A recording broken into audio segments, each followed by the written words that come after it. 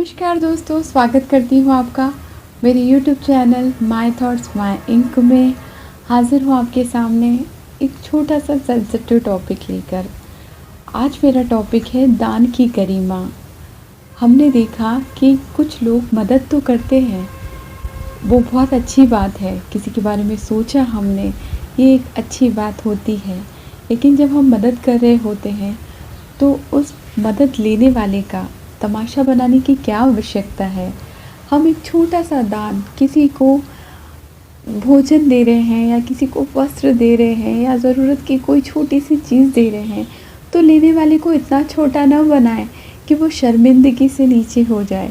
ज़रा सा कोई पुण्य काम करके उसको पब्लिक पोस्ट के ज़रिए उसको सोशलाइज़ कर देना, उसको वायरल कर देना, ये दान की गरिमा नहीं है। और इसी चीज़ को समझाने के लिए मैं गौतम बुद्ध की एक छोटी सी कहानी लेकर आई हूँ। आज के हिसाब से ये कहानी मुझे ज़रूरी लगी, इसीलिए लेकर आई हूँ। गौतम बुद्ध एक बार एक गांव में पधारे। उस समय वो प्रायः दान ग्रहण नहीं किया करते थे, बहुत कम मात्रा में। कभी कभी ही ऐसा होता था कि गौतम बुद्ध कुछ ग्रहण कर सकते हैं। तो वहाँ के राजा पधारे और उन्होंने कहा, भगवान, मैं आपकी मदद करना चाहता हूँ और आपके लिए, आपकी सेवा में, आपके चरणों में कुछ चीज़ लेकर आया हूँ, कृपया इसे स्वीकार कीजिए। वो कहीं हीरे जवाहरात मोती लेकर आए थे। तो गौतम बुद्ध मुस्कुराए और उन्होंने कुछ नहीं कहा, बस उन्होंने उनके सम्मान में कहा कि आप विराजें। तो राजा बैठ गए। अब थोड़ी देर बाद एक बड़ा ही धनवान व्यक्ति आया और कुछ माणिक और मोती लेकर आया था। उसने कहा, भगवान, ये मैं आपकी सेवा में अर्पण करना चाहता हूँ। गौतम बुद्ध ने उसे भी कुछ नहीं कहा, मुस्कुराए और आँखों से इशारा किया कि विराजिए।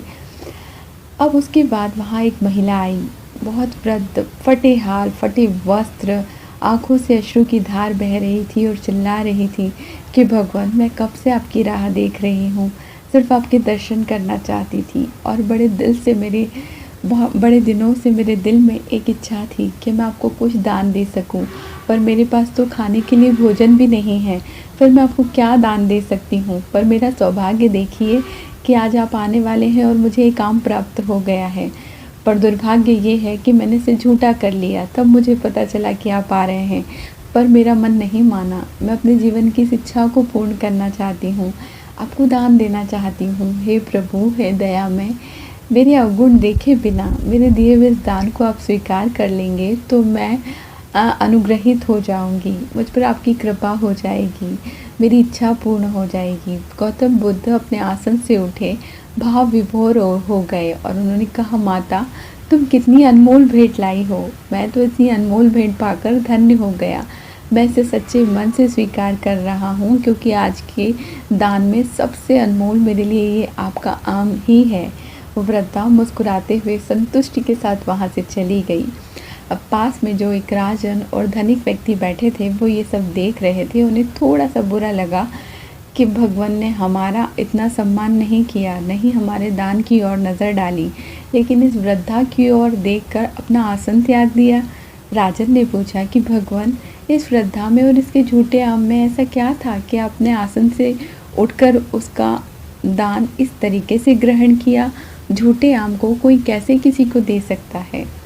भगवान मुस्कुराए और उन्होंने कहा कि उसने झूठा आम नहीं दिया है, उसने अपने जीवन की समस्त जमा पूंजी दिए है, अपने मुंह का कौर दिया है। उसके पास खाने के लिए भोजन नहीं है, तब उसने अपने जीवन का सर्वस्व मुझे दान किया है। और जो अपने जीवन का सर्वस्व मुझे दान दे रहा है, उसका सम्मान करना मेरे लिए आवश्यक है। आपके पास बहुत धन है और आप उस धन का एक अंश मात्र दान कर रहे हैं, फिर भी आपके चेहरे पर यह भाव था कि आप बहुत बड़े हैं।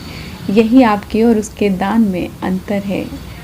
देने वाले को हमेशा खुद को सौभाग्यशाली समझना चाहिए कि विधाता ने उसे इस नेक कार्य के लिए लायक समझा है, कि विधाता ने उसे इस काम के लिए चुना है। तो उसका और ज़्यादा फ़र्ज़ हो जाता है कि वो बड़ी ही विनम्रता से, बड़े भाव से लेने वाले का अपमान किए बिना उसे बड़े ही सम्मान से कोई चीज़ दान करे।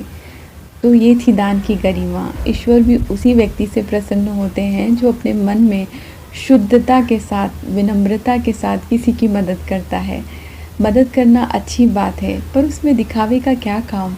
हम खामोशी से भी तो कोई नेक काम कर सकते हैं। मुस्कुराते रहिए, अपना ख्याल रखिए। मिलती हूँ आपको अगले वीडियो में। तब तक आप मेरे चैनल के साथ बने रहिए। प्लीज़ मेरे चैनल को सब्सक्राइब कीजिए। नमस्कार, प्रणाम।